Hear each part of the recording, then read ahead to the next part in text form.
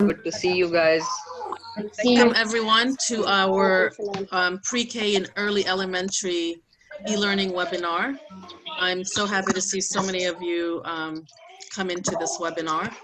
I am the president of the Council of Islamic Schools of North America, and Shaza, the executive director of ISLA, and I will co-moderate. We want you to, would you please mute your mics? We hear some fun stuff happening in the background. So this webinar came about because ISLA and CISNA had a joint board meeting, and we compiled a survey and then sent it out to you, and the results of that survey were shared by Dr. Shaza Khan. And there was an overwhelming need for guidance in e-learning for this very young age group. This is not typically an age group where we have virtual learning. So of course this was new for everyone, and it was understandable that this was the area of need that showed up most in the survey. We did work after that on trying to gather some experts in the field, and we have some special guests today who will give us some insight, inshallah, in this area. I'm just going to introduce the three speakers on the panel, and then I'm going to hand this over to Shaza, inshallah. Bismillah, walhamdulillah, wassalatu wassalamu ala rasulillah wa alihi wa sahbihi wa man wala. Ya Allah, may Allah bring benefit from this for all of us and help us use what we learn here to help guide our children and our families and our communities. And may Allah accept it from everyone who worked to prepare it, and those who will give us the insight, and everyone who will use what they learn for our children. Ameen. Shaza, I'm going to hand it over to you, and you can go over the norms. Great. Where are you? I'll just wait, Sister Layla, and we don't see that screen up yet, so we'll give you. Do you want me? I'm going to make you the co-host, and you can start. Okay. Sure.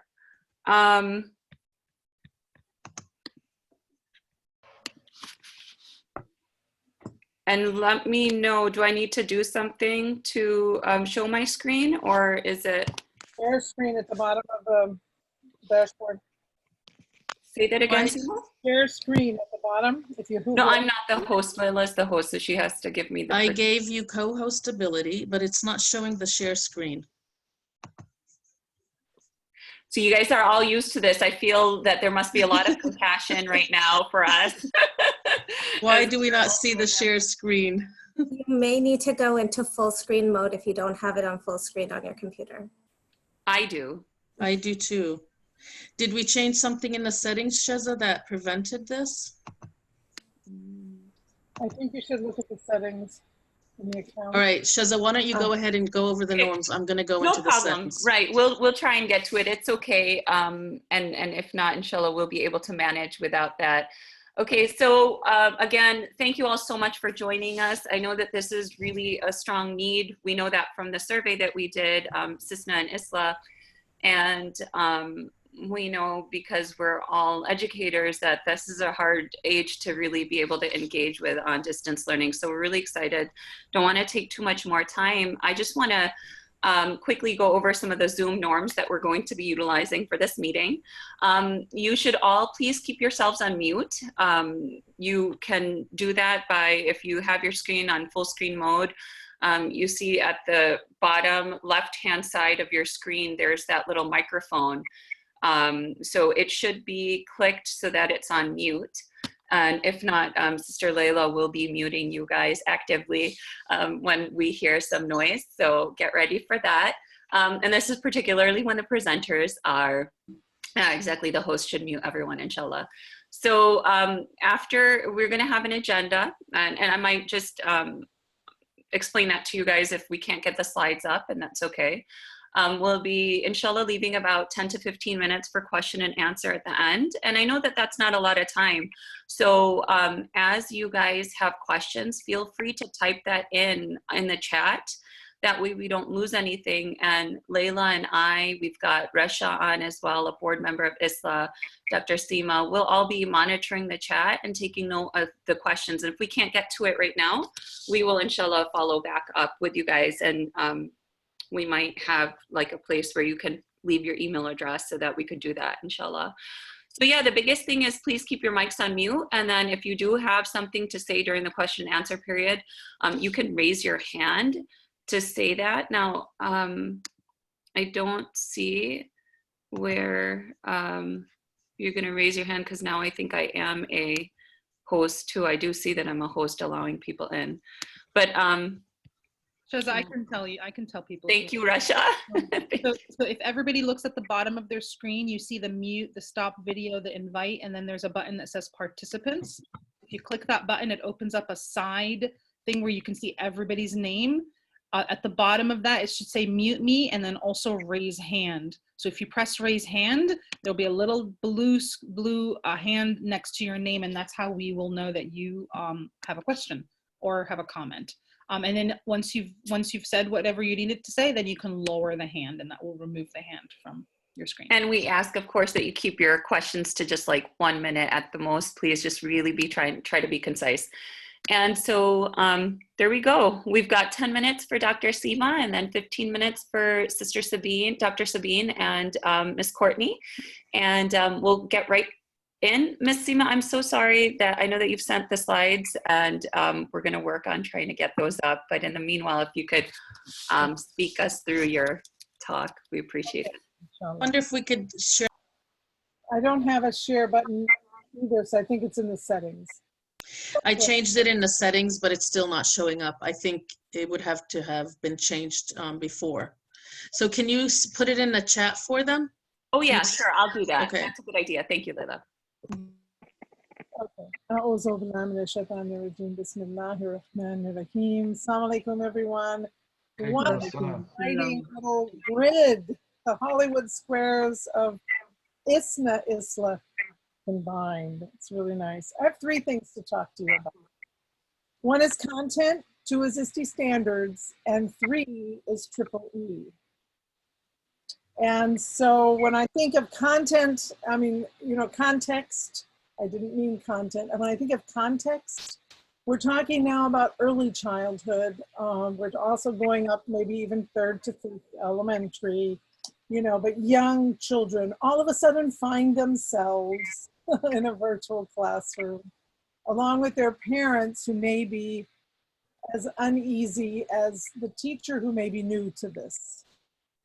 So immediately what comes to mind is attention span and developmentally appropriate teaching strategies and methodologies. And I looked in several places to try to really think about what everyone's thinking about across the nation as a result of Corona and COVID-19. And, you know, when you think about the teachers and the related services, the providers, the specialists, everyone's out of their place. No one's in their office. All their children may be somewhere else. Parents are at work while they're at home. Their kids are with them. Some of you are experiencing it yourself. So there are many, many things that we are dealing with. So we have to think about creating a regularity of some sort. Oh, somebody's upside down. Some kind of a consistent plan in which we meet with parents of the young children. And so that becomes a kind of a routine, so that the educators need to be tuned into providing this for the children and for their parents. And there are many suggestions out there that talk about this. There are many perspectives on being consistent. It's not, you know, my second slide says, you know, it's not about the idea of rigorous education. It's more about creating a flow. It's more about spending time with children in games, activities, alphabets, storytelling. It needs to be in their curriculum, but without grading and pressure and that sort of thing. We need to understand the computer situation in every home, because it's going to be different in every home. How many users, how many computers? How many devices? How are the devices connected? Do we open them on together in the same screen and then we get, How do we avoid this sort of thing? How do we start our class so we say mute, and we have to show our students and our parents where to mute, so that we start to think about our classroom in a different way? Do you want your children to have markers and crayons in front of them? Then we need to say that your desk, your table needs to be prepared with crayons, with paper, with pencils. Are we going to be erasing? We need an eraser. We don't want kids jumping up and running around. We want them to be prepared so only we know what we're going to ask them to do. Is it going to be electronic, or is it going to be tangible things? And I suspect it's going to be a mixture in order to keep everyone engaged. A couple other points. Less is more. Less is more, but I'm going to talk about engagement. I also wrote on my slide, collaboration is key. Parents are more on our team now than ever before. If we didn't totally believe it before, we have to believe it now 100%, because everyone's a very active participant. And you know, another thing that I said is to be aware of students entering homes and households where things could be happening that we don't want them to experience. In one home, there's peace and respect, and in another home, somebody's screaming at another child who's not in your class, but who's disrupting the household. So your children being muted is a big deal, but also thinking about what's coming on the screen. What are all the children seeing related to you being in that classroom? Everyone's coming out with their legal privacy policies right now. And think about planning for social, emotional support. That was number 10 on that slide that I don't have in front of us. This is not about grades, it's about support. And anything you want children to do, you should allow revision. Revision is key.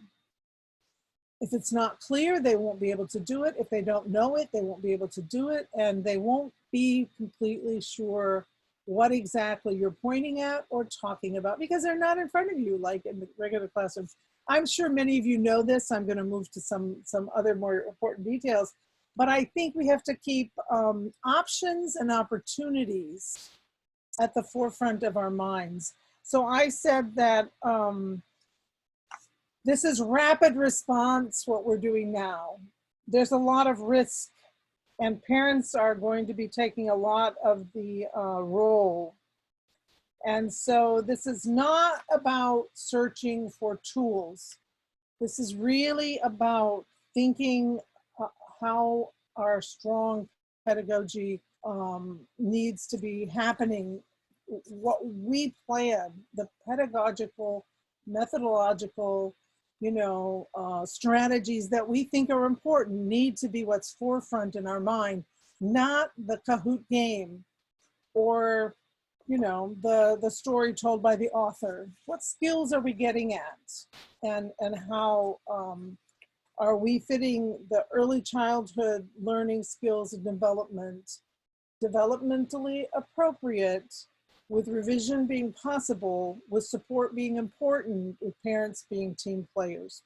So my next slide is about Iste Standards. Many of you, if you go to ISNA, have heard me talk about Iste Standards and EEE, but the next two things, and I know I will run out of time, there's so much to say, but I'm going to try to keep that in mind.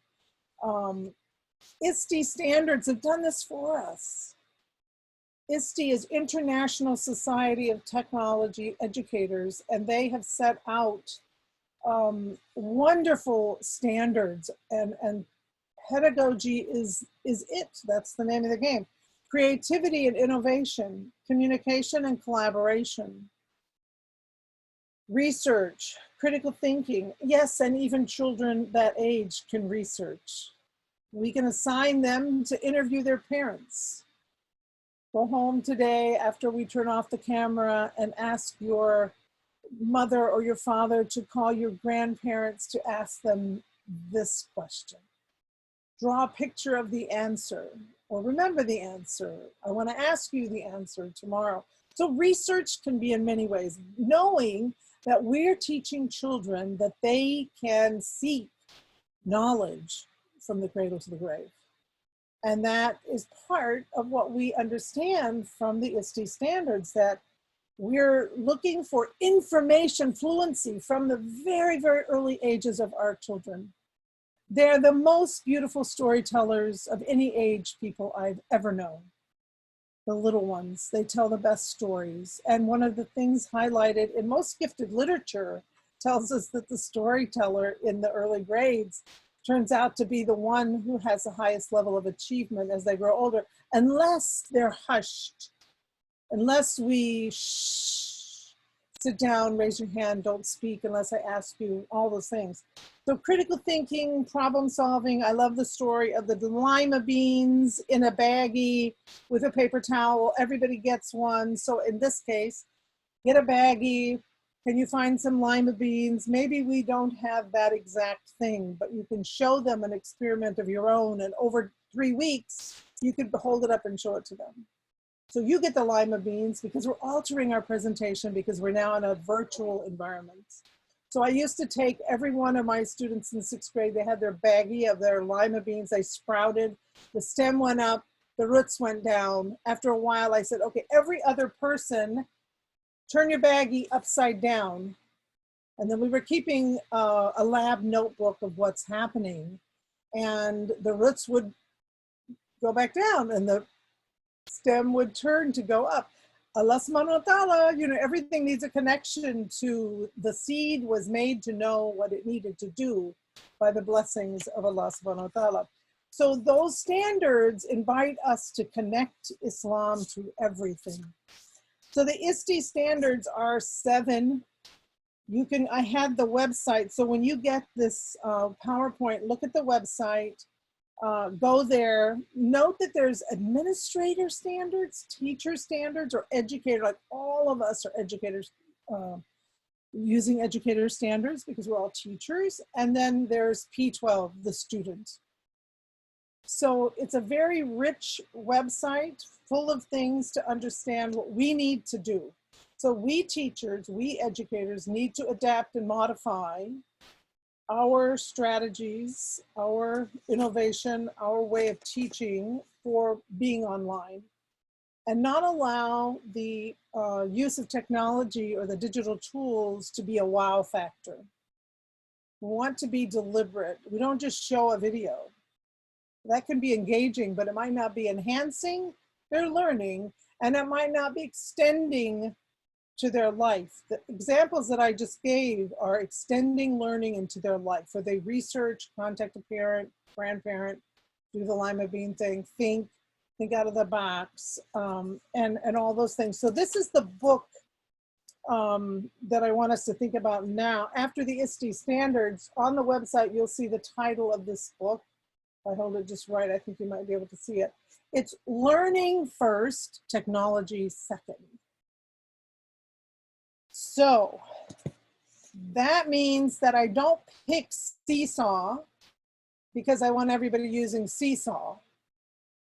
I pick the skill that I want to teach, and then I see if it fits Seesaw. So I'm looking at my goal, my curriculum. Maybe we use Google Classroom. Maybe we use coloring pages. Maybe we are able to pass things off physically, send papers to our students because we live in the same community. It's not like we're teaching all over the world, but maybe we're not. Maybe we aren't giving people paper in our teaching experience now today. So we can link to PDFs. Maybe our families can print, maybe they can't. There's some wonderful coloring programs where you can color by clicking on the spots, and a lot of iPad programs like that. But this book that I spoke about, there's a website. The author of this book, and you're gonna see the website, the author, the cover of the book. This is the important point, and then I'll kind of wrap up between context, the Iste Standards, which are just good pedagogy, and EEE. So the book I held up is Liz Kolb, C-O-K-O-L-B. And she has devised triple E. E for engage, expand, and enhance. So we show a video, but we extend their life, we enhance their learning. And I want to say one last thing about early childhood. How many of you, I know you can't really raise your hand, I can't really see all of you, all 100 and some of you, to know whether you said yes or no, but you know yourself if you've heard of maker spaces. Makerspace has taken over many libraries. Makerspace is perfect for thinking about early childhood virtual education. If you keep the things that you're going to use, I have a book in my hand called Launch. It's an inexpensive book if you want to launch Makerspace, then you might want that book, but you could come up with things that every household has. Can you use an egg carton? How can you use it? Can you use it for counting? Can you ask students to put popcorn in each, in each one of the spaces? So think, creatively, think hands-on, think developmentally appropriate, teaming with my parents, preserving my children so they don't see or hear things that are not going to be the most appropriate. And keep in mind that you want to spend rich time with them, just like you did before. Our goal is to keep their attention. So we ask Allah subhanahu wa ta'ala to move us to the next speaker. And I hope that some of what I said to you is meaningful. Without my PowerPoint, I hope you get it and can benefit from it in some way. My phone number and my email are on the last slide. Thank you so much, Dr. Seema. I really apologize about that technical glitch. Actually, and this is something that's really important. Sister Layla and I met before Zoom, before this conference, and I actually suggested that she turn off the screen sharing for any participants, and I guess it also made it so that I can't, even as a co-host, because I'm sure a lot of you guys have heard that there's been like Zoom bombing or people coming in to Zoom meetings and sharing inappropriate content. And so out of a pretty cautionary stance, we disabled that. But what I did do, Dr. Seema, was share the slides, at least the text of it, in the chat. So any of you guys who aren't looking at the chat, do take a look at that later on. But the other thing is just send us your email address in the chat. And inshallah, we will download this chat box later on, and we'll capture all of those email addresses and send you the slides. And we really appreciate all of that information, the context, Dr. Seema, and just the depth that you bring to this, having taught this for so many years as a professor at National Louis and utilizing it too as a teacher and professor as well. So, and teaching teachers how to use it on a regular basis. So we really appreciate the breadth and the depth that you bring to this. Shaza, can I just say something really quick? This is one of the things I think we need to keep in mind is when we have glitches with technology, just like we did, we weren't able to get the slides up. Don't make such a big deal about it when you're in your class. Just keep moving. Like it's not, and I think we need to be prepared for that. You just have to kind of play it by ear. Technology doesn't always do what we want it to do, and just keep going. Like nothing is out of the norm. Everything's fine. And we're used to that in the classroom too, aren't we? When we've got like our awesome, PowerPoint or some kind of video that we want to show and it doesn't show up. So we're all used to that, I know. We would like to go ahead and give the mic over to Dr. Sabeen Ansari from Bayaan Academy. Dr. Sabeen, if you don't mind just taking a couple minutes to share with us your past experience and what you currently do at Bayaan, and then just launching into how things are going for you guys at Bayaan, what's working, what's not, and sharing with us some of the insights as we hear that it's going pretty well, mashallah, over there. Alhamdulillah. Assalamu alaikum, everyone. My name is Sabeen Ansari. I have my doctorate in instructional leadership and curriculum. I have over 15 years of teaching experience. I've taught in grades 2 through 8th grade. I've been an instructional coach for the past 2 years. I currently work at Bayaan Academy, which is in Tampa, Florida. We launched e-learning 2 weeks ago, and we launched exactly on the day that we were supposed to return from spring break. SubhanAllah, our staff worked so tirelessly throughout their spring break so that we can meet the needs of the students on their first day. Alhamdulillah, we were able to send all of their books and materials home before we left for spring break, so that played in our favor, alhamdulillah. And as we started with e-learning, one of the things that we wanted to make sure that we established was the Islamic content. And so we start every morning with the morning adhkar, and then also on Fridays, we also have Surah Kahf recitation for the entire school.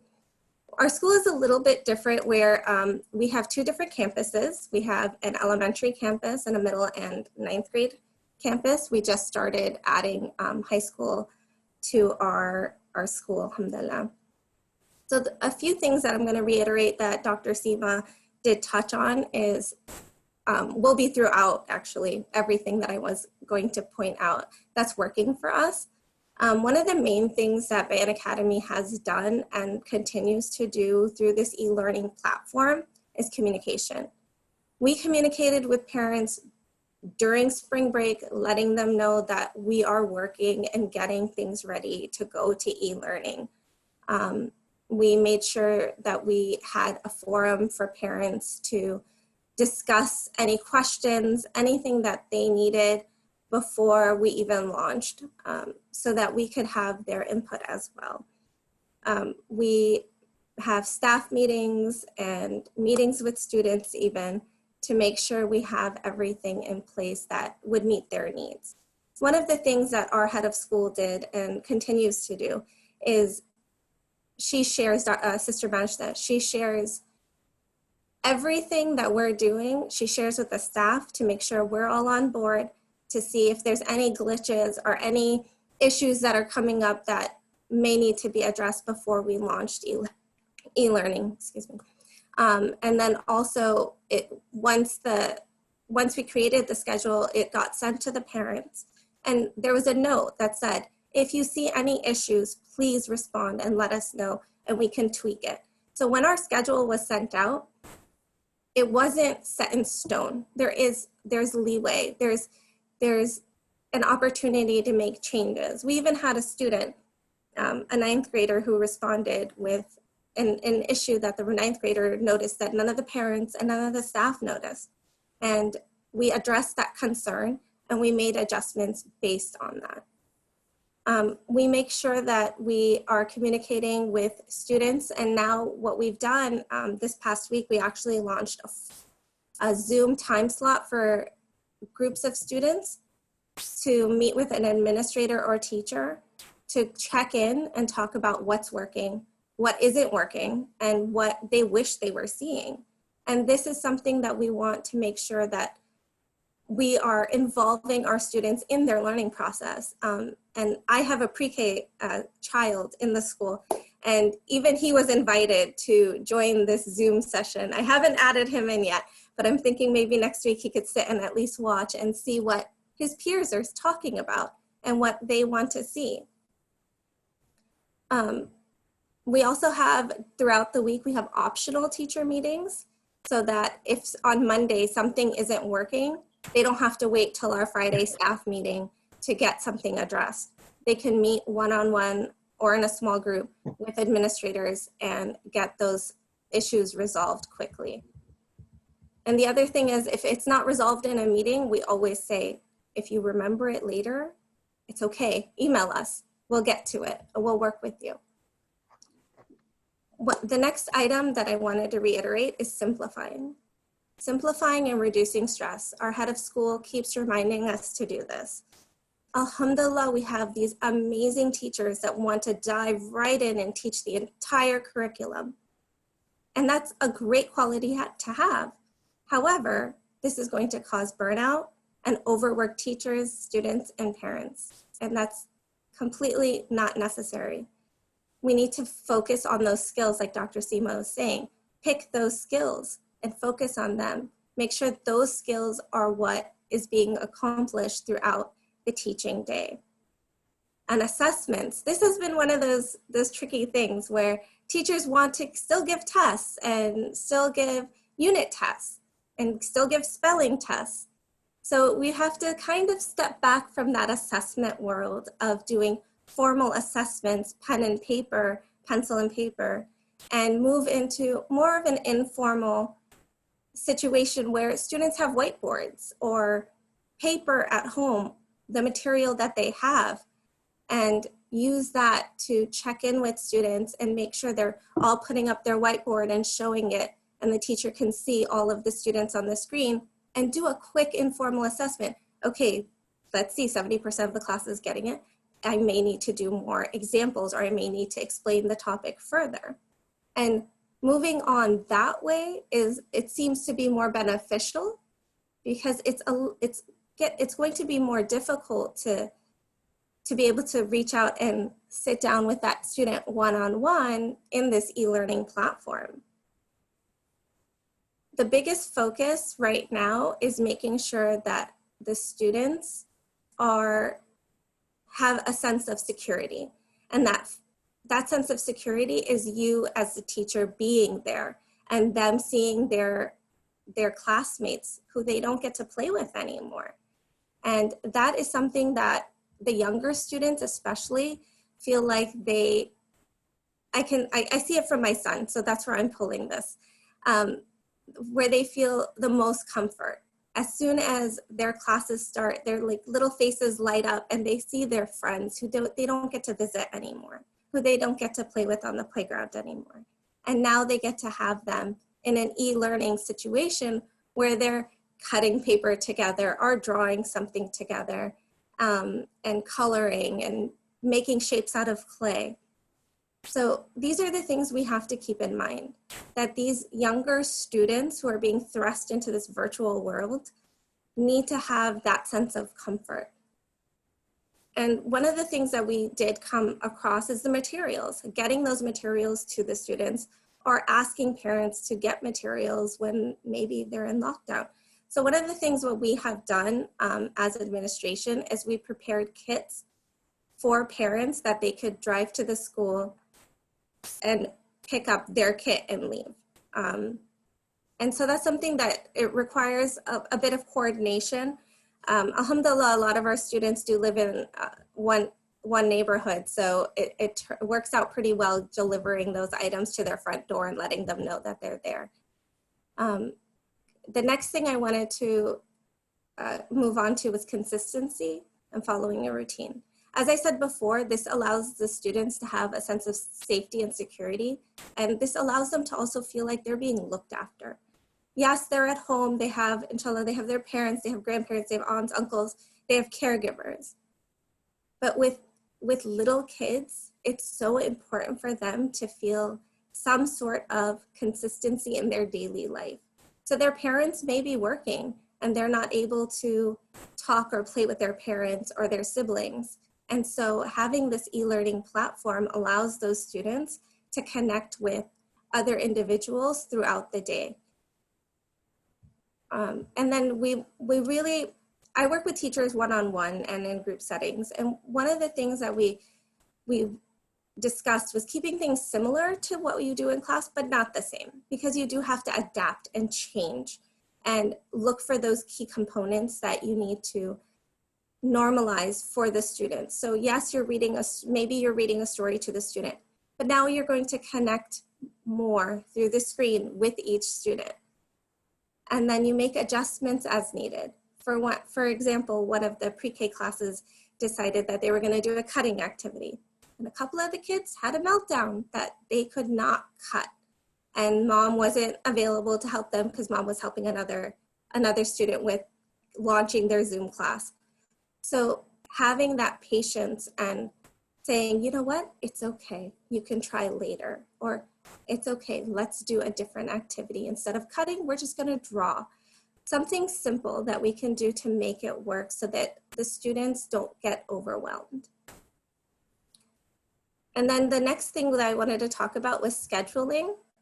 So one of the things that we ran into at our school is that we do have many families that have several students who are in class at the same time. And then we have teachers who have students who are also in class. So we made sure that we were able to rearrange schedules based on several factors. We make sure that the students have breaks in between classes. We make sure that that the teacher that has 3 students in lower elementary, that when she is teaching, her children are not also in class at that time, because she has a pre-K student, a kindergarten student, and a 3rd grade student, all in school at the same time, and she needs to be teaching. So we were able to kind of flip the schedule for her grade level so that the specials happened first for her, so she was available for her children to help them out. And another thing that our school, subhanAllah, alhamdulillah, is known for is our HIFZ program. We run a full day program that has 4 hours of academics and 4 hours of HIFZ on a regular school day. Now going to e-learning, we shifted to 2 hours of academics and almost 2 hours for HIFZ. But we only run Monday through Thursday. Friday we'll get to what we do on Friday. And so what we try to do is make sure that all of our teachers have enough time to teach the main components of what they want to get across. And what we did to make sure that we're not burning out our students is getting that parental feedback, asking the parents what's working, what isn't working, what would you like us to change? What are things that you feel that are needed? And one of the things that kept coming back was making sure that the students are taking breaks. It's really easy to get stuck into the mode of teaching and then forgetting that, oh, it's already been 25 minutes. Maybe I should give the students a break. So doing those little breaks is very beneficial. One of the other things that we did was we kept PE. And this may sound a little odd for some people, and it did to me as a parent. I'm like, how are we gonna do PE at home? And subhanAllah, it is one of the best things I feel that we have done for our school. We were able to rearrange the schedule and have PE for every grade level. And the students are up, moving. They're doing jumping jacks. They're running in place. They're doing crunches. They're doing sit-ups. They're doing everything in even the lower elementary grades. And one of the things our PE teacher did was introduce a balloon activity. And the kids are kicking this balloon in their house or hitting the balloon with their elbows and their nose and their head. And it's getting them up, moving, and laughing. And it is so entertaining to watch all of these little kids doing all of this. And it's so sweet to hear all of their laughing at this time. Like it's such a nice thing to have those moments as well. I mentioned breaks. So brain breaks, which inshallah all of our teachers are doing brain breaks after 15, 20 minutes. And that's teacher led. And those brain breaks are so important because these students are now sitting for 25, 30, 45 an hour at a computer. And that is not normal for them. They're used to talking to their friends and getting up and getting materials or getting up and running outside and playing on the playground. And they're not getting that now. And we as teachers have to remember, we need to let these little kids have those moments. Some of it's structured, like brain breaks are structured, and then there's stretching breaks. And that's, you have 5 minutes before your next class, go grab a snack, go use the bathroom, go wash your face, go run around. I sent my son to go play with his younger brother in another room. For even those 5 minutes, it's re-energizing. And giving those breaks is very important. I cannot stress how important it is to ensure that those breaks are given to the students. The last thing that I want to touch on is patience. And as Muslims, this is our number one thing that we should be working on is patience. And it is very hard, alhamdulillah. Some days there will be kids that do not want to participate. We had an instance in one of the classes where there's a little girl who decided she did not want to do this e-learning. She didn't want to be at the computer. So she plopped herself down and she was not having it. And the teacher, and it made me so happy because the teacher said to her, it's okay if you don't, it's okay, take your time. When you're ready, I would love for you to join us during our reading activity. And then she went and she continued on teaching the class as if that little girl was participating, even though she was face down on the floor, just not having it that day. And then finally, she decided, okay, fine. The teacher's reading the story. She said she wanted me to join. She got up, brushed herself off, plopped herself down at the computer, and the teacher welcomed her. And that was heartwarming because that acknowledged this child's feelings and allowed her to join in such a beautiful way. And that is something that we really, with these little kids, we really need to remember, that they have these emotions and they may not be able to express how they're feeling. They're cooped up inside. Some of them may have a backyard, some of them may not. Some of them may have siblings at home to play with, and some of them may not. Some of them may have parents that are working and telling them to be quiet all the time. Some may have parents that are available to play. So we have to kind of be flexible and let these children still remain children. Another one of the things that we did come across is that having several students on the computer at the same time. So in the beginning, it was a little bit rocky because some of the computers, the interference, you could hear teachers teaching first grade in a third grade classroom, fifth grade in a seventh grade classroom. So one of the things that we did was we said, if you have multiple children and grades 3 and up need to have headphones. So headphones reduced a lot of the static, reduced a lot of the noise, and reduced and increased focus actually for a lot of our students. And then what we needed to do, and the way we knew this was parents telling us. So if we don't have those lines of communication open, we're not gonna know. We're not gonna know that you have 2 devices at home, but 4 kids that need a device. Let us know and we'll help you. So we were alhamdulillah able to loan out the devices we have at school to our students. And that was very helpful. And that just goes back again to communicating. And that is the biggest thing that I feel like e-learning we need to maintain is the level of communication we had before may have been good. We need to make it better, which means we need to communicate more. We need to make ourselves available more. Thank you so much, Dr. Sabeen. That is so helpful on so many different levels. I think stressing that element about communication is really important.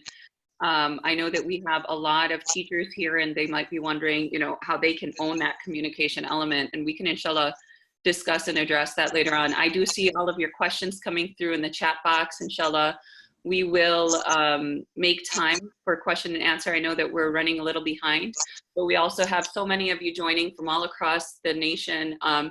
We want to give each of our speakers enough time to share what they have prepared for us. And what we'll plan to do then is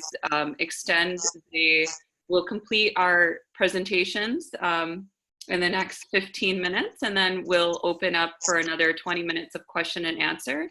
And if need be, we'll continue these conversations on the IECN, or you're welcome to suggest that we host this more often and have more Zoom meetings so that we can actually talk with each other.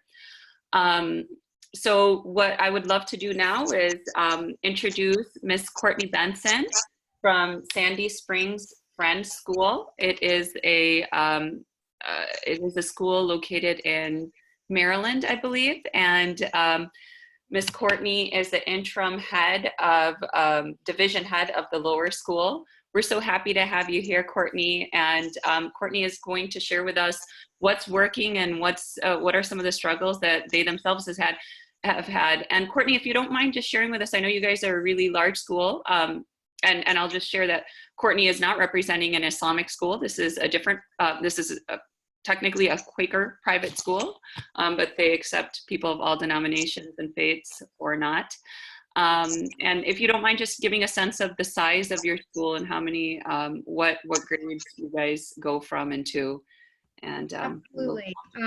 Shaza, Layla, everyone, thank you so much for having me. I'm so excited to join this group of passionate educators and just share and just connect in these awkward, uncertain times. It's just great to see kind of smiles and just hear some of the challenges and the successes that we've all had. Our school is, as you said, a Quaker school. We go pre-K 3 through 12, and we have a boarding component as well that is largely populated by international students. That did pose a particular challenge in this time with students deciding whether or not they were returning home, whether or not they could return home, finding places for them to stay here. And my division is pre-K 3 through 5th grade. And so we have 8 different grade levels. My division is about 145 students. The entirety of the school is roughly 650. I work with Russia at Sandy Spring Friends School to clarify. And so she could tell you more accurate upper school numbers, certainly. But so it's a wide range. It's a wide range in a number of regards. You know, as many of you are aware, to work with students from the age of 3 through 11, the developmental range you're dealing with is so vast. You know, when Russia asked me if I'd be able to speak to you about tips and tricks for success, my first response was, I don't know that I have any yet. Because, you know, this is such a challenging age to integrate into the virtual learning model in some respects. It's not insurmountable, but it's a challenge. And it's, you know, we very quickly as a school started looking for resources, research, data, schools that have done this successfully. And it was thin for early elementary because it's very challenging. You know, we got there, but it wasn't, there isn't a huge breadth and depth of data to support virtual learning for 3-year-olds. It's just really hard. To add to that, our educational model is one of progressive education, highly experiential, student-driven, inquiry-based, teachers as mentors. All of that sounds fantastic. And it posed a great challenge to translate that to virtual learning, where now the parents are running the show. Because as many of my cohort have mentioned, everybody is stretched. I mean, what I have to share has a lot of common themes with what we've already heard, but parents are juggling multiple children, you know, jobs. Some of them are emergency responders or essential personnel, and so they're still off-site working and then coming home kind of emotionally drained. We have a variety of resources in terms of device availability, multiple students using the same devices. I myself, as Sabeen shared, I have 3 elementary school students in the school where we work. And so I'm managing both my schedule and their 3 different schedules as well. So, and I'm crafting some of this experience for them, right? And so I should be best positioned to deliver it, and it's still a struggle. So I can imagine what parents who are not familiar with educational practices are dealing with. It's incredibly challenging. What I'd love to do is give you a little bit of the history of what our learning curve has been like and tell you where we are now and the things that we have learned from our process. We started virtual learning on March 17th. We had 4 days in, and then we broke for spring break, which we did honor because we all needed it very badly at that point. So this was our first full week of virtual learning. We are dealing, as I said, with a variety of student ages and ranges, family situations, and individual learning needs. We have a wide variety of learners. We're a neurodiverse population, and we have strong learning support on site, but we've also been struggling to figure out how to translate that to our early elementary and elementary learners, which we're still in process with, and I'll share more about that. Our primary platforms that we've used just from the get-go have been Seesaw and Google Classrooms because our students were signed up for that, and because our parents had accounts already, and because it was the quickest jump for us to try to relay information on a digital basis, on a daily basis, to our families. And so we're still exploring other alternatives.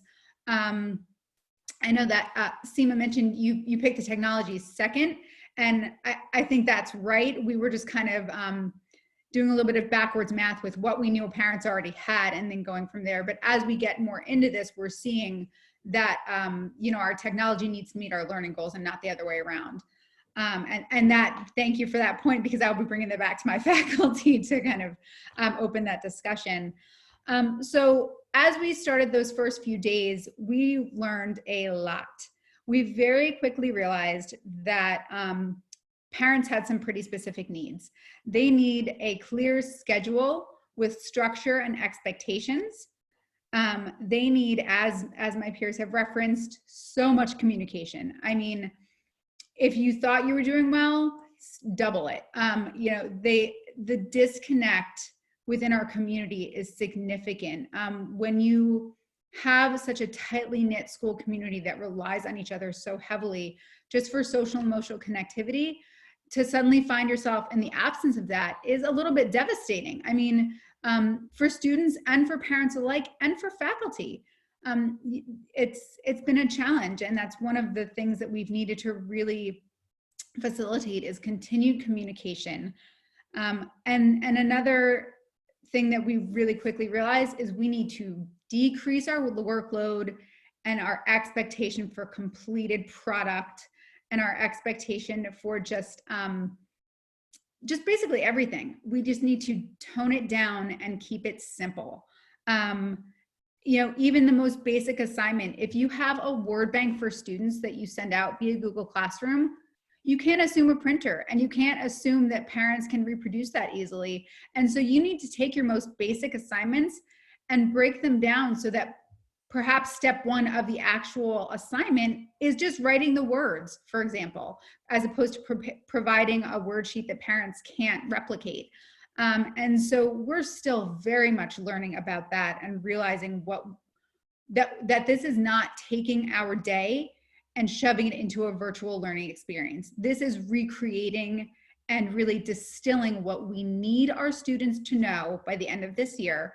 At this point, to be frank, we're mentally preparing for this to be the rest of our year, right? I mean, the situation changes on an hourly, daily basis. And so we're all still remaining malleable and shifting, but we have to prepare for what could be the rest of the year. And so that means, what do we need these students to know by the end of the year in order for them to be able to start the next year successfully? And it's not everything we teach, honestly. Like, you know, there are certain things that we want them to know that would be amazing to experience with them. But they need to know their math facts, for example, and they need to be reading, and they need to work on spelling, for, you know, depending on the grade level. They need letter identification. They need phonemic awareness. What are our need to know elements, and how are we going to deliver and reinforce these in a way that is accessible to parents and engaging for children? That is where we are still doing a lot of work to figure out. You know, we're ironing out tech glitches. We've got parents on, we've got Zoom synchronous and asynchronous meetings going. So now what? Now we're done with the initial kind of phase. Now we really need to make this substantive. What we are currently working on is we have released a virtual guidelines kind of document for faculty to really reinforce and put into a clearly distilled kind of paradigm for how do you present this material to our elementary school students. Do not post more than 2 or 3 assignments per subject area per week. Do not expect multiple synchronous Zoom meetings in one day for a 5-year-old. Really, what are the pared down? And it seems silly now, but we really felt like, okay, we've got to go in and deliver our entire school day with fidelity. And it was immediately overwhelming to parents and to students. And so we really tried to use our experience to pare it down to virtual guidelines of what is a reasonable amount of work and engagement for these students. We've created a resources webpage on our school website with grade level tabs with resources, apps. We're building it with websites, articles. That's a work in progress, as all of this will be. But we're really trying to give parents a one-stop shop for if they're if they're looking for appropriate vetted online resources, what do those look like? We are offering virtual professional development opportunities for faculty and staff to expand their knowledge base about different platforms and tech opportunities. We are kind of now starting to identify, are there families who have not engaged virtually? Do we have some consistent outliers who are not fully participating in this virtual experience? And how can we reach out to them from a support perspective to see what their blockades are and how we can reach them? We're still developing that since we're kind of only in our second week or just completed that. And so that's one of our next level steps. And we're also figuring out what is the right mix of synchronous and asynchronous learning opportunities. It's different for each grade. And you know, that's the challenge, is that we've got this early elementary sector of kind of pre-K through kindergarten where it's like parents are involved in every single thing they're doing. We've got first and second grade who are still pretty needy and but a little more able to complete something if you've gotten them started. Third grade is this awkward in-between year where they're not fully independent, but they don't want a lot of help. And so how do you meet them where they are? And then fourth and fifth, they're much more ready to fly on their own. They, you know, by and large, of course, there are individual learning differences, but they are much more independent. In our program, they have one-to-one devices that they've been signing on to all year. So they are much more able to fly on their own. And so each grade grouping needs a little bit of a different approach in terms of synchronous versus asynchronous learning. And we're trying to figure out what that perfect recipe is for each grade right now. We're playing a little bit of communication catch up in our lower school. You know, we spent a lot of time trying to figure things out internally and inadvertently kind of clammed up. We kind of, you know, went a little bit internal and did not communicate as effectively to parents as we could and should have, which is completely something we just need to own and have and are working on that. So now we're kind of full steam ahead. We've got coffee and conversations for different grade levels next week with the division head. And just to kind of hear how things are going, just very low stakes, optional, but opportunities to connect and just see familiar faces and share our challenges and our successes. We will have learning specialist office hours next week as well for more learning specific questions. What do you need in your environment for your student to be successful? How can you minimize distractions? Headphones is a great idea and something I will also be bringing back to my group. You know, what challenges are parents having with their learners? I mean, they're seeing their children in an entirely different light now. They're seeing their children as learners in a modified environment, you know, not in a typical school day, but I would expect that we are going to get a number of surprised parents like, wow, is this what they're like every day? Or I had no idea that they were so strong in this or struggled so much with this. So it's going to be really interesting to see what they come back with in terms of their perspective of their children as learners now. And then we actually were about to have our parent-teacher conferences this week before all of this unfolded. And so we've restructured those to be the week of April 13th virtually. And again, those will be opportunities for our teachers and individual parents to connect. We're not as well placed to discuss student progress and to share work samples as we normally are. And so this will take a different format. It's really going to be troubleshooting, again, sharing those successes, asking questions, sharing what you've noticed about your students' learning needs in the home, and kind of comparing notes and just commiserating on what this is like for everyone, and then kind of doing some forward planning as to what the rest of the year would look like. We hope to actually host a couple more of these than we initially planned, you know, in a typical school year, but it's really necessary because, again, as Sabeen and Seema have mentioned, communication all the time. And so of course we would not have, you know, 7 parent-teacher conferences in spring, but that's probably where we're going to be because we need it. And really just listening to parents, which ties into our next steps as a school or as a division at least. Faculty are crafting that need to know list, and I want it to be a physical list. I want to actually come up together as a division with the things that we need our students to know and share that out so that teachers next year know what to expect from their students coming up. with Russia's help, I would like to put together faculty and parent surveys related to how they think content's being delivered, what the experience has been like for both parties, what student experience has been like per parent report. Again, looking for that really authentic, genuine, unfiltered feedback. None of this is perfect, and this is all unknown territory for us. So please help us learn. And we're in this as a partnership. I think that's the biggest thing that I've taken away from this, is how crucial that partnership between home and school is, because we cannot operate as an island, and students certainly don't. And so we need to all be there for them. So to come back to what I said in the beginning in terms of tips and tricks, I don't know that I have any, but I definitely have some things that we've learned along the way. And that, just to be clear, to be consistent, to keep it simple, to stay connected, and to hold kindness in our hearts for these families and the children. It ties into the patience that was mentioned earlier, but just to maintain an openness and an understanding that we're all doing our best, and that our families are doing their absolute best to make this work for their own individual situation. And so for the first lens to always be kind of kindness and caring is what we're trying to bring as a school. Thank you so much, Courtney. I really appreciate the honesty and courage to share, what you guys have gone through. I think that we all know that the stakes are high with private schools. And a lot of us, every single student that won't re-enroll might actually have a significant implication on our school's ability to continue.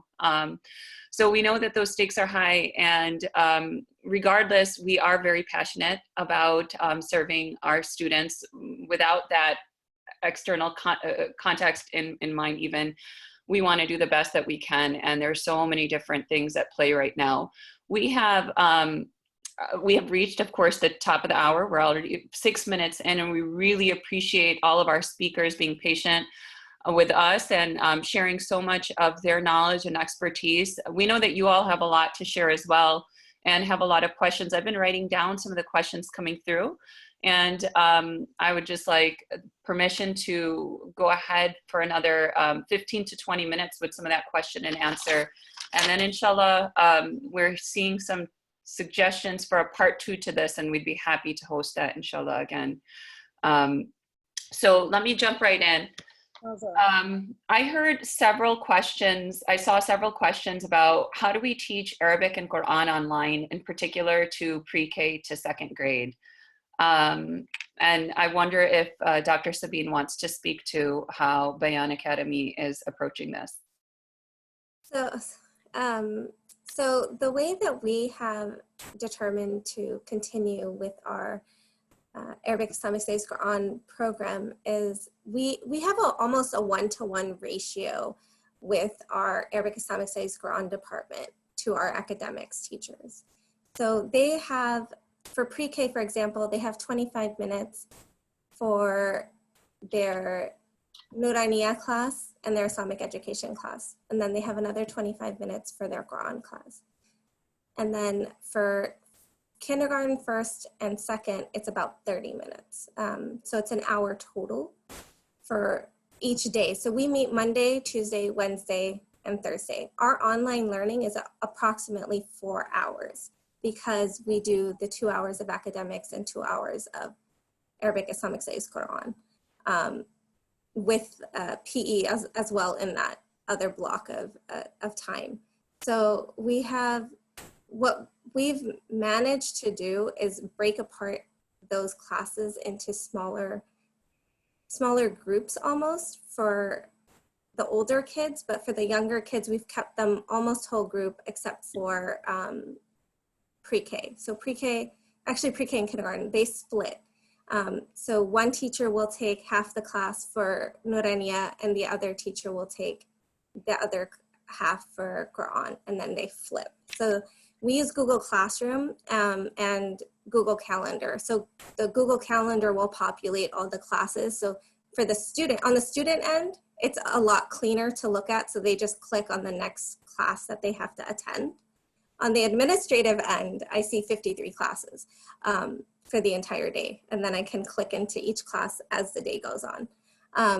But for that, that's how we've done it. And alhamdulillah, it's working really well because it's mirroring almost what we do in class on a regular school day, but it's just shorter. It's a lot shorter.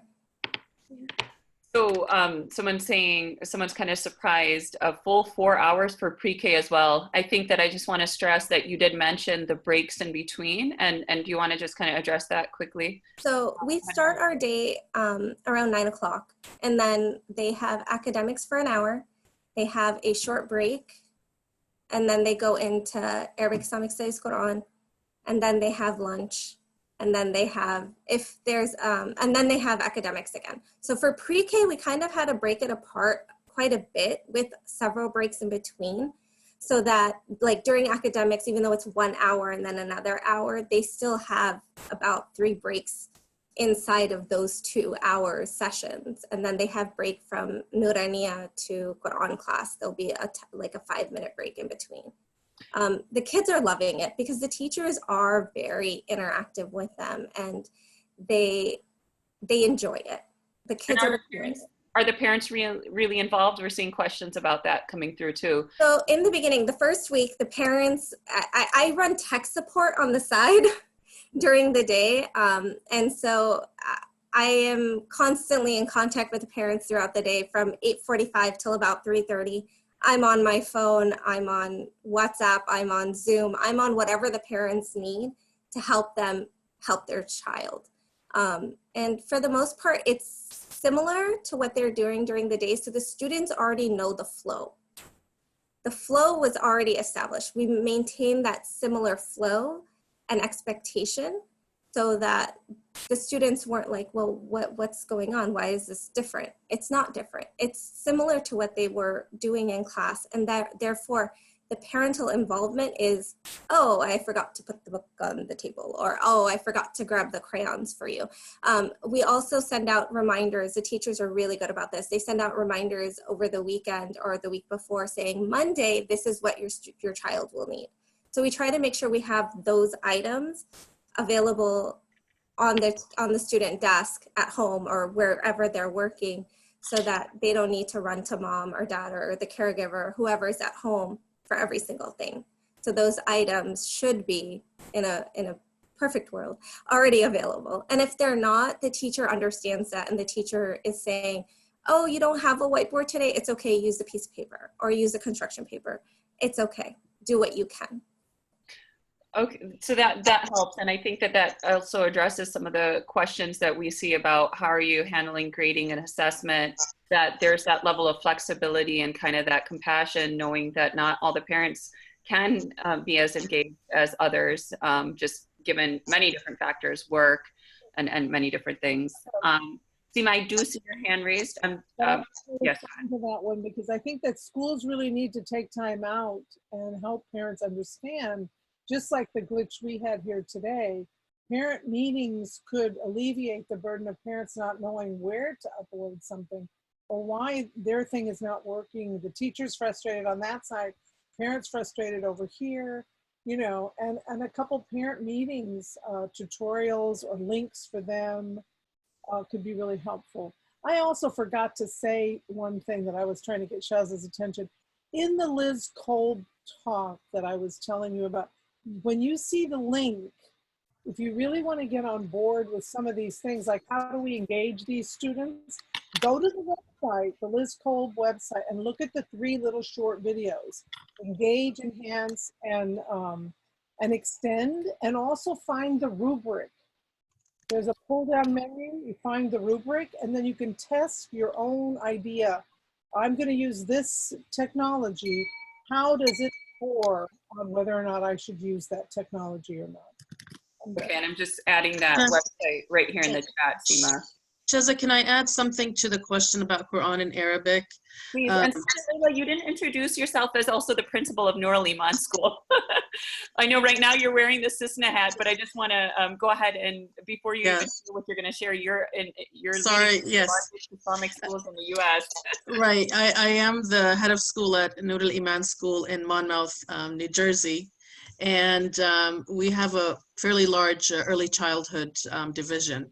And they've done a wonderful job, mashallah. Again, one of the most important things was being flexible and making changes as we saw the need from parents and students. But also for, I wanted to just touch on the Arabic and Quran, and some of the panelists said this, is it's not about what you're doing, it's about knowing what you want the students to know, right? So as the teachers in both those departments need to decide what is it that their students need to know, and then find the resources to get that knowledge across. And I think sometimes we're jumping in head first and just trying to do something where we need to step back, like Dr. Seema said, again, and reflect and look at what is the outcome? What do we need these students to know at the end of preschool? Like if it's just knowing their letters, you know, or half their letters, you need to decide that first, and doing that for each grade level. And again, keeping it simple, simplify. I love that. Just simplify it all the way through. And again, thank you. I'll mute. Thank you so much, Sister Leila. And I think Courtney also mentioned this for every single subject, right? That this is the same thing, that you start with what is necessary to know. You move to what then you want them to know. And then Seema also mentioned and highlighted that you use that knowledge to then choose the technology. And I know that we're not working in the most ideal situation where we're always able to go about it the right way. But again, as Courtney mentioned, there are ways to kind of come back in and try and reframe and try and reset, and then continue to move forward. We had questions about how do you reach families that may not be able to participate in the virtual platform. I saw that question come out. So we did, this topic is distance learning. It's not only e-learning. I know that we focused a lot on e-learning. I wonder if anybody is able to speak to this. Are there things that you guys are doing or that you suggest when an e-learning platform isn't available for a family?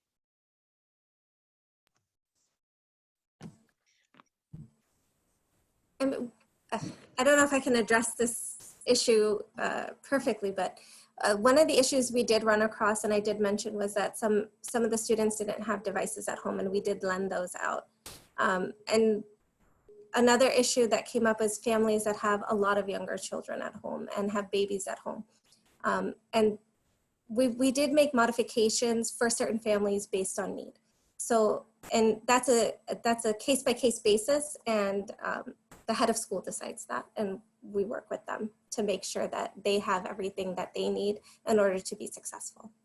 Yeah, I think that that's a perfect answer, Sabeen. And I think that it speaks to the strength of Islamic schools, that we know our families and we can reach out to them. Again, there's that stress on the communication that we need to be doubling up on our efforts, quadrupling up on our efforts to communicate and to assess whether or not everybody has the materials that they need.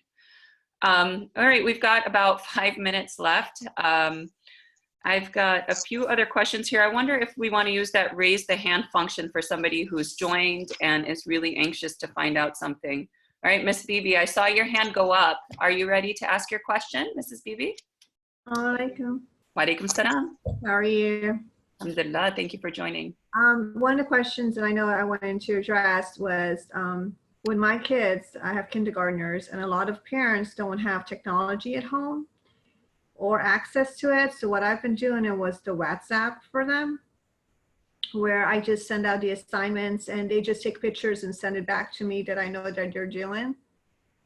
That was one of the things I was doing for them. My question is, how can I engage them more?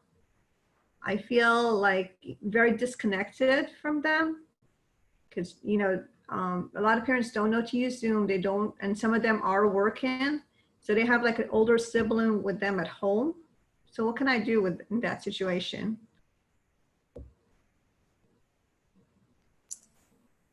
So I'll take this question for a minute if no one else wants to add on.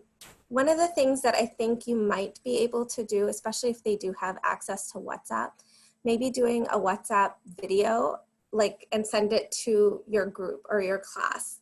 And maybe it's you reading a story, or maybe it's you explaining something that you want them to try out with their family, or a game you want them to play. Something simple, something that that they can be successful at with or without the help of someone else. And I don't know if Ms. Benson would like to chime in, please. Sure, I would agree that any form of video, voice recording, anything you can send back and forth, even if it's not real time, you know, just adds that familiarity and a little bit of connectivity. We have also, if we're going really no tech, we have had some letter writing going back and forth, postcards, sending pictures of things with little notes on it, encouraging students to do the same. That of course can bring in some secret academic skills that students may not even realize they're targeting, in a low stakes way that feels really authentic. And so that's something that increasingly I'm seeing go back and forth, and between students as well, students who aren't connecting virtually, but still want that kind of, hey, I'm here, note to their friends. We've gotten a few letters ourselves. So that's been a really nice touch. I want to add to that, that if they have WhatsApp, they really have a lot of technology in their hand.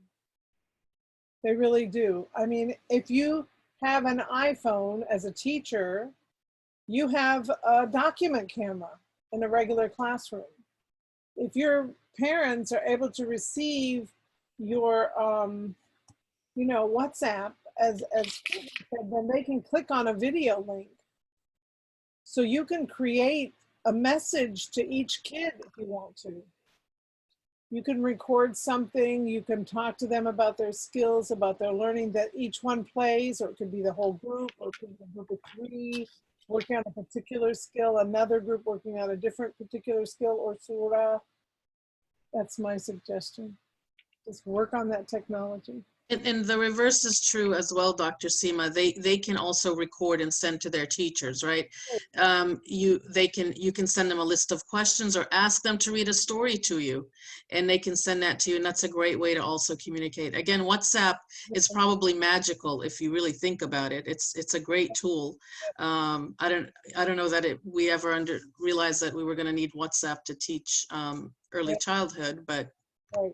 Years ago, it's probably 15 years now, teaching future teachers, I used to ask them some really hard questions at the end of class. 3 questions. Write them down, go home, and either tonight or tomorrow leave me voicemail with the 3 answers. I don't want you coming to my class and not paying close attention to what we're all talking about. And it was so awesome to get their voicemails after the 2nd or 3rd time. They were just really on target. So just be, you know, creative. It's great. It's a good way to go.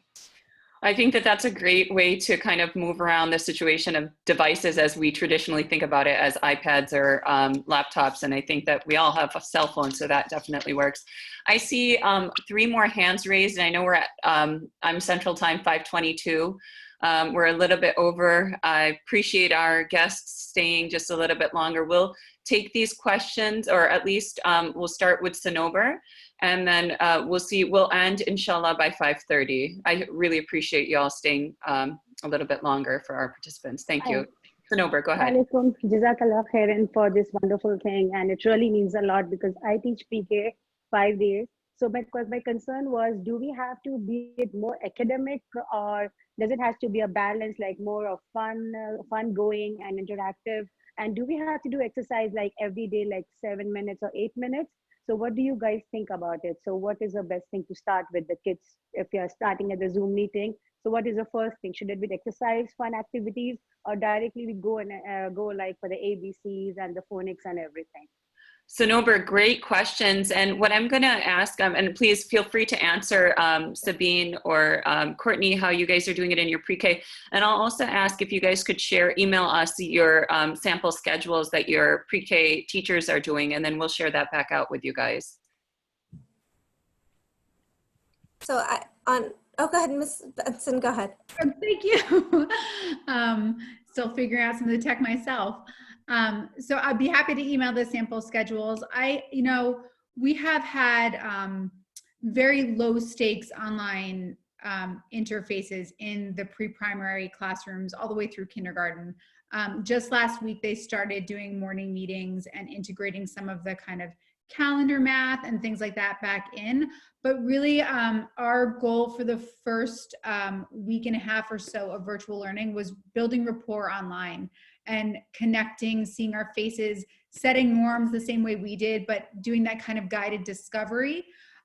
We follow Responsive Classroom, which is a kind of whole programming for lower school, but it has a lot of guided discovery in that first 6 weeks of school. You know, just getting used to the layout of the classroom, the different components you're using. We did this, we're in the same space with this virtual learning. We've kind of taken a step back to that guided discovery. When we get to the point of actual instruction, I imagine that we'll need kind of an icebreaker to get the kids engaged and have them settle in, and then develop some strategies to help them settle and kind of find their space for learning, then go into the instruction. You know, we're dealing with limited attention spans and sometimes limited resources. So you don't want to spend too much time working around the skills that you're really targeting, but you need to get the kids engaged in the same way that you would in a face-to-face classroom. That's been our experience so far, at least. And exercise with counting, exercise with ABC, exercise with the letter sounds. That is a great point. Wow. Kind of multi-sensory approach is you know, doing both at once. You don't need to separate the two. That's a really great point. And turn it into fun. You remember that story once, there's many stories, but where you're going through the jungle and somebody's going to clap. That's the elephant running. You know. Oh, yeah, that's the one. Got it. Inshallah. Jazakallah khair. The bird is tweeting, tweet, tweet, tweet, tweet, tweet, tweet, tweet. So read the story and then ask all the students to tweet or quack or, you know, moo. And you'll have their attention and they'll be engaged. Thank you all so much. I think that we'll have to make that the last question. I'm so sorry, Sister Yamina and Nazma. Please do share your questions right here on the chat. And we are getting some accolades for Seema on the chat as well. Everybody, really, everything you've shared is so wonderful. I see that several people would like to see some of the tools demonstrated online. So maybe that would be part 2, is that we look at Seesaw together. We look at how you guys are using Google Classroom and Makerspace and any other you know, technologies that were referenced. We could take a look at that together. And make sure that we share screen. We have that capability enabled. So we really appreciate you all so much. This again was something that CISNA, the Council for Islamic Schools of North America, and ISLA, the Islamic Schools League of America, collaboratively organized, and we're so grateful for everybody who helped do this. We invite you all to join the ISLA's email listserv, in which so much information and conversation is happening with these schedules being shared. Inshallah, if you put your email address in the chat, we will invite you to join that email listserv, and we'll also send you a copy of the PowerPoint. We'll add the links that were mentioned as well. Before I let Sister Layla close, I want to also mention to any of the administrators and board members who are on that another collaborative element that CISNA and ISLA worked on was a letter to a letter to the public, encouraging our community to support Islamic schools, to continue to keep their schools, to keep their students enrolled. We know how high the stakes are. We know that there's a lot of anxiety right now. We know that some schools are even contemplating laying off half their staff and so many other things. And we want to do what we can to support you guys. So this was just one initiative where we've put this public letter out, and we want you to share it with your constituents. Make use of it and continue to be in touch with us so that we can respond to your needs, inshallah. I've put my email address in the chat, and I'll do it one more time. And really, jazakumullah khairan. Thank you all so much for everything you've done. Dr. Seema, Courtney, and Dr. Sabeen, thank you so much for your time and effort and sharing so much of yourselves and your personal experiences today. Thank you. Assalamu alaikum from me, Sister Layla. All right, again, I want to thank our panelists. That was wonderful. And just to kind of piggyback on what Dr. Sheza said. We will have some follow-up webinars, inshallah. One of the topics we're discussing is finance and budgeting for schools. We know that's a tough area. So that's one of the topics that, inshallah, will be coming in the next couple of weeks, as well as a part 2 to this. Right, Sheza, we're gonna prep for the next part. So, and Jazakumullah khair for all of you who joined and stayed on for an extra half hour. I'm going to close with Subhanak Allahumma wa bihamdik, nashhadu an la ilaha illa ant, nastaghfiruka wa natubu ilayk. أعوذ بالله من الشيطان الرجيم بسم الله الرحمن الرحيم والعصر إن الإنسان لفي خسر إلا الذين آمنوا وعملوا الصالحات وتواصوا بالحق وتواصوا بالصبر. جزاكم الله خير والسلام عليكم ورحمة الله وبركاته.